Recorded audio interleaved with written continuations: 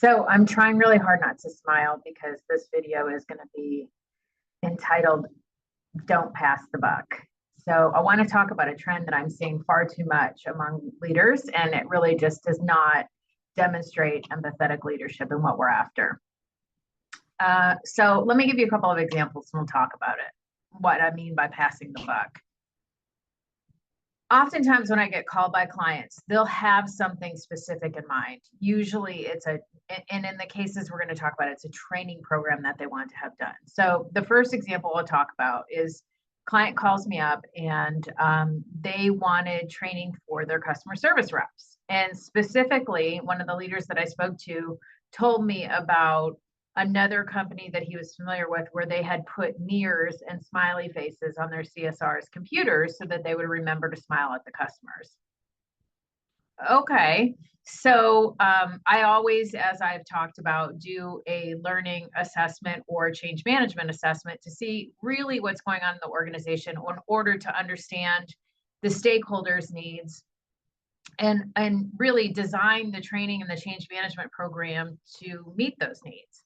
So in this example with the CSRs, I listened in on calls, I observed them, talked to some of the customers, and the product was horrible. And they had supply issues and things that absolutely were outside the control of the CSRs.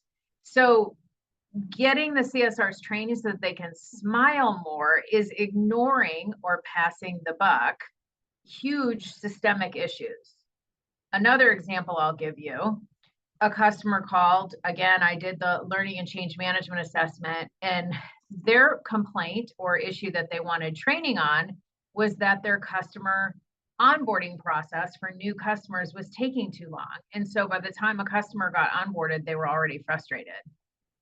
However, when we did the assessment on that one, we found out that the systems were completely antiquated. It was extremely unclear what the roles and responsibilities were. I mean, there were so many issues to fix, and the employees can't work that out amongst themselves. So they were doing the best that they could. But again, nobody can design training on a broken process or a broken system. So the call to action today, the call out, sometimes, unfortunately, as change managers, we have to point out the really difficult things, but we can't pass the buck to frontline employees and make them feel like, they're doing something wrong without there being consequences for their engagement. And that's just not good leadership. So here's a potential solution I always try to give them. You hire a change strategist, someone like me, to come in from outside.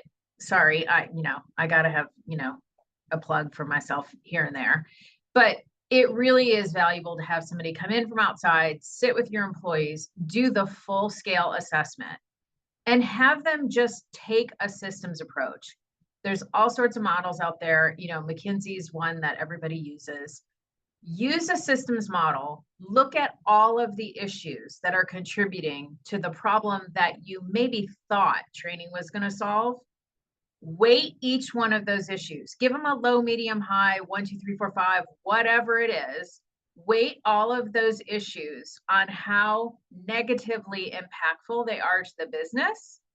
And then if you want to have a second weighting that says, or a second rating that says the degree of effort it might take to solve for it, or even some ideas on what solutions can be, you can do that.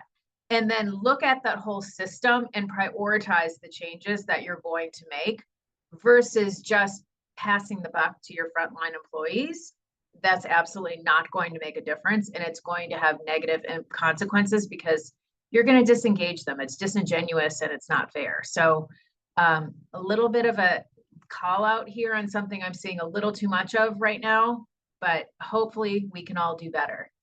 I'm here for you. Give me a call.